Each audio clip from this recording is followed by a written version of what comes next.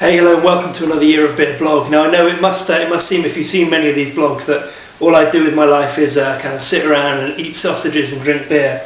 And I hate to disappoint, so here we are again with some more sausages.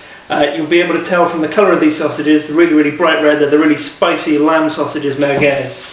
And we're just going to fry those, or maybe grill them there. If you wanted to be healthy, you could grill them. We're just going to fry them. You don't really need any oil. Lamb's very fatty, it's going to give out plenty of oil. So by the time you're done, what you're left with is a fairly dry sausage without too much fat in it. Now, to try and pretend to be a little bit healthy to go with these sausages, we've got some zucchini or courgette, depending on where you are. We've got some little fritters. They're really easy to make. You need 2 medium courgettes. You just grate those. You need 2 ounces or 50 grams of Parmesan cheese, Parmigiano cheese. Just grate that up really finely. You need a handful of dried breadcrumbs. And then the last 2 ingredients, which we're going to put in now, we just need a little bit of self-raising flour. Going to put a couple of spoonfuls of that in there as well. And then we're just going to break an egg in there. And what the egg is going to do is just work with the flour. It's going to bind everything together. So what you end up with is a kind of like a zucchini dough. And we're going to stir all that in together. Zucchinis, courgettes, when you work with them, they're quite wet. When you grate them, they're going to give out a lot of water. And so what you'll find you need to do, you mix these up. And you're going to have to let it sit for a little while, just to kind of let all of the moisture draw out of the courgette, the zucchini. And now the thing about this recipe is that there is kind of a little 10-minute lull between mixing all of these ingredients together and starting frying. And when the dough's ready, it'll be slightly sticky, and all you're going to do is just make it into little balls about the size of an egg, and you're just going to pat them flat and fry them in very hot oil. So, like I said, it's kind of a pretend healthy meal. It's not really very healthy at all. We're going to have sausages and vegetables that have been fried in oil. We're just basically making a little batter out of them. But, if you really want to go the whole hog, you can just serve it on a little bit of salad. And again, it pretends it'll feel like it's healthy. It's not too bad, really. Right, now brilliantly, that just needs to sit for a little while. Now the beer that I've chosen to go with the fritters and the merguez tonight is Moylan's Hopsickle. I'm quite excited, as you might imagine, to try this beer. It's really only just arrived in the UK.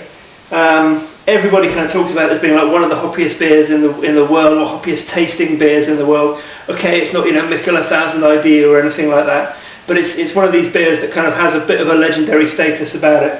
And I'm excited to try it because I like really hoppy beers, but at the same time I like my beers to be kind of balanced and display a bit of grace. You can be big and you can be bold, but you need to show a bit of balance with it. So kind of excited and a little bit nervous because this is one of those beers that not that I ever kind of go by ratings, but it's got a rate beer 100 and everybody just goes, whoa dude, it's just one of these really iconic beers, I guess. The same as I did last year. I managed to get hold of a bottle of Pliny the Elder. That was a sensational experience. But the thing about Pliny the Elder that really struck me was the grace that it had. It was just balanced and elegant as well as being really, really big. So here we go, Moylan's Hopsickle.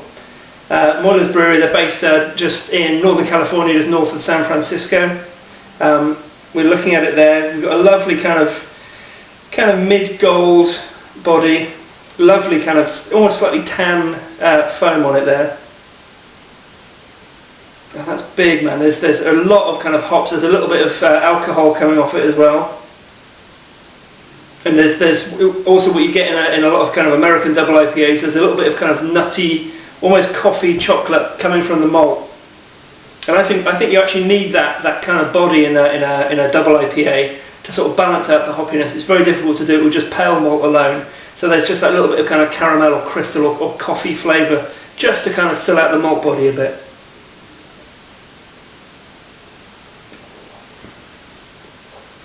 Oh, that's big. That's really, really big. The initial impression you get, sweetness. You need that big sweet malt body. Oh my god, the bitterness is coming through in the finish. That's really, really big. Actually, that's a bit of a sucker punch you get there because it hits your mouth and you think, yeah, that's kind of nice. It's big, it's sweet, and you think it's kind of a little bit like a lot of the other American double IPAs I've had, or imperial IPAs.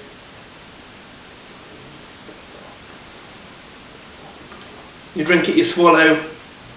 You're kind of thinking, yeah, that's quite big. And then you get wham, just this massive bitterness, big wave of bitterness just kind of rises back up over your palate after you swallowed. And it's good, man. You know, it's big.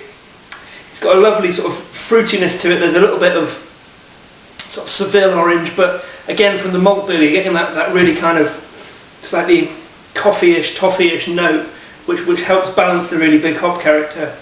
And it, you know, is this? I suppose if you see my video of Pliny last year, that was kind of a real peak beer experience for me. Is this as graceful and as elegant and as drinkable as Pliny the Elder? Is it a very graceful beer? No. Is it a beer that's a lot of fun to drink? Hell yes. I'm really looking forward to drinking the rest of this bottle of beer with some sausages, with some little courgette fritters. The only problem I've got is I've got to wait 10 minutes before I start cooking. I'm really worried that the bomber of Hopsickle that I've got sitting here with me alone in the kitchen actually isn't going to make it beyond me cooking these things. I guess I'm going to have to find something else to drink while I cook. Maybe dig out some cooking lager, which will taste like water after this. Okay, so that's Moylan's Hopsickle, merguez, courgette or zucchini, depending on when you are, fritters. That's going to be a lovely meal. The spice of the merguez is going to work fantastically with the intense bitter sweetness of this Imperial IPA. I better get on with it. My good lady is frantic for dinner, and it's not coming any quicker the more I keep talking. So thanks for stopping by. We'll see you next time. Cheers.